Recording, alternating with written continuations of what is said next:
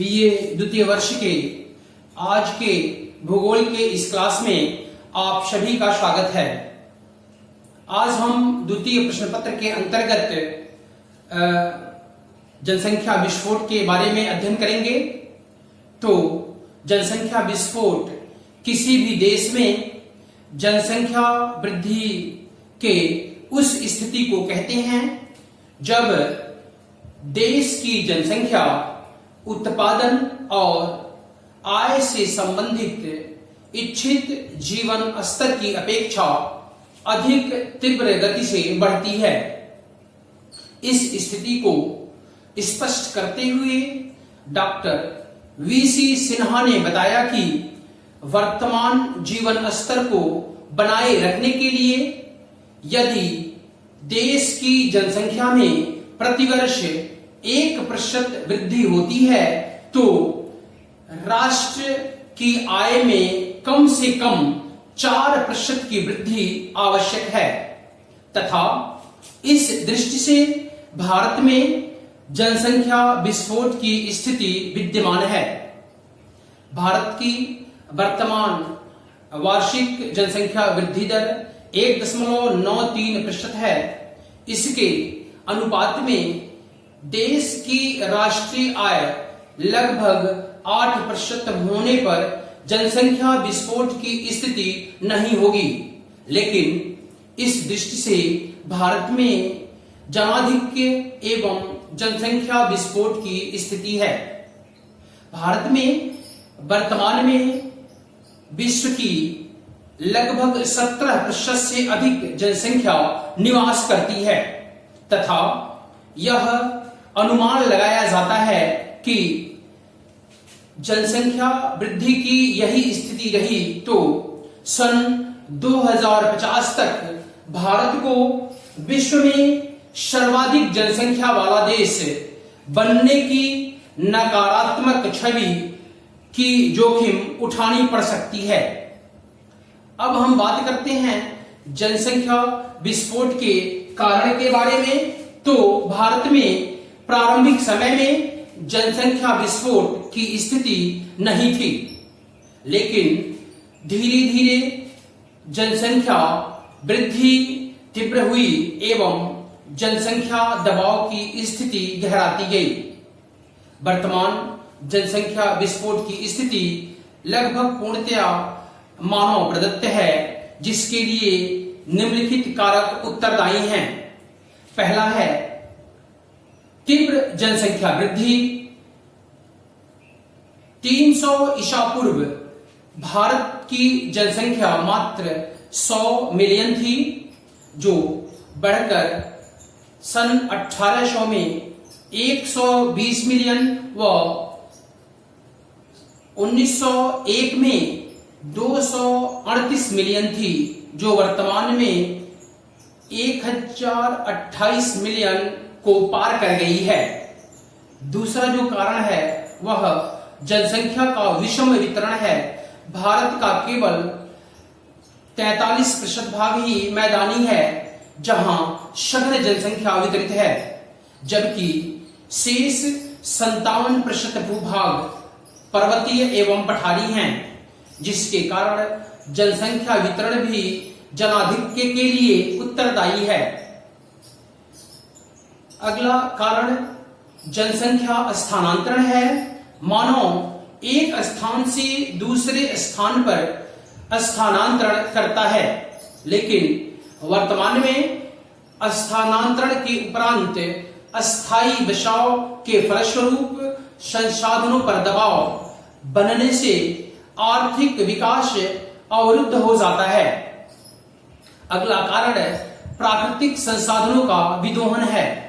लगातार प्राकृतिक संसाधनों के दोहन के कारण उनका अनुपात जनसंख्या की दृष्टि से घट जाता है एवं जनसंख्या अधिकता की स्थिति बन जाती है। अगला कारण औद्योगिकरण एवं नगरीकरण है। तीव्र गति से बढ़ते औद्योगिकरण के साथ ही नगरीकरण भी बढ़ा है, जिसके कारण जनसंख्या का बड़े नगरों में संकेंद्रण होने से जनाधिक्य हुआ है। अगला कारण, अन्य कारण है, इन सभी कारणों के अतिरिक्त भूकंप, ज्वालामुखी, बाढ़, सूखा, चक्रवात व सुनामी जैसे प्राकृतिक आपदाओं के कारण व युद्ध आदि के कारण भी जनसंख्या का अधिक होना स्वाभाविक है। अब हम बात करते हैं जनसंख्या विस्फोट से उत्पन्न समस्याओं के बारे में। तो जनसंख्या का दबाव जन संसाधनों की तुलना में इतना अधिक बन जाता है कि उनका जीवन यापन सुचारू रूप से संभव नहीं हो पाता है।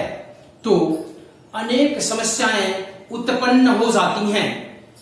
ये समस्याएं निम्न प्रकार से हैं। पहला है निर्धनता एवं बेरोजगारी में वृद्धि।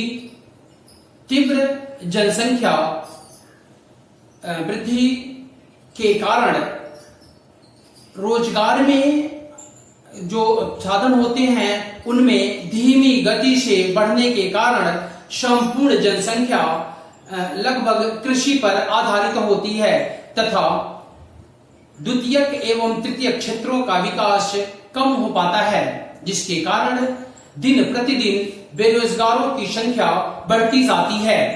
बेरोजगारी एवं निर्धनता दोनों साथ साथ बढ़ती है। अगली समस्या खाद्य समस्या एवं कुपोषण है। तीव्र जनसंख्या वृद्धि के कारण पर्याप्त खाद्य पदार्थ नहीं मिल पाते हैं, जिसके कारण नागरिक धीरे धीरे कुपोषण के शिकार हो जाते हैं। कुपोषण का प्रभाव मनुष्य के स्वास्थ्य एवं कार्य क्षमता पर पड़ता है। खाद्य समस्या के हल के लिए अन्य देशों से अनाज का आयात करना पड़ता है, जिसके कारण देश अन्य देशों के ऋण के नीचे दब जाता है तथा संपूर्ण आर्थिक संतुलन बिगड़ जाता है। अगली समस्या आवासीय समस्याएं हैं। जनसंख्या के तेजी से बढ़ने के कारण जनसंख्या वृद्धि की तुलना आवासों में वृद्धि नहीं हो पाती है, जिसके कारण लोग टूटे फूटे घरों एवं छप्परों में निवास करते हैं। अगला कारण निम्न आर्थिक विकास है। तीव्र जनसंख्या वृद्धि के कारण उस देश की सरकार अपनी आय का अधिकांश भाग नागरिकों की प्राथमिक आवश्यकताओं जैसे भोजन, वस्त्र, मकान, स्वास्थ्य सुविधाओं आदि पर खर्च करती है, जिसके कारण अन्य द्वितीयक एवं तृतीयक आर्थिक क्रिया की तरफ ध्यान कम दिया जाता है। इसका सीधा प्रभाव देश की अर्थव्यवस्था पर पड़ता है। अगली जो समस्या है वो शिक्षा एवं स्वास्थ्य संबंधी समस्याएं हैं। बढ़ती जनसंख्या वृद्धि के कारण विकासशील देशों में साक्षरता का स्तर निम्न पाया जाता है। साक्षरता की कमी के कारण व्यक्ति रूढ़िवादी एवं अंधविश्वासी हो जाता है, परंपराओं के अनुसार जीवन व्यतीत करने लगता है। निरक्षरता का सीधा प्रभाव परिवार नियोजन, स्वास्थ्य आदि पर पड़ता है। इन सभी कारणों से जनसंख्या कुछ विशिष्ट स्थानों पर संकेंद्रित हो जाती है तथा उस क्षेत्र विशेष के संसाधनों पर दबाव बढ़ जाता है।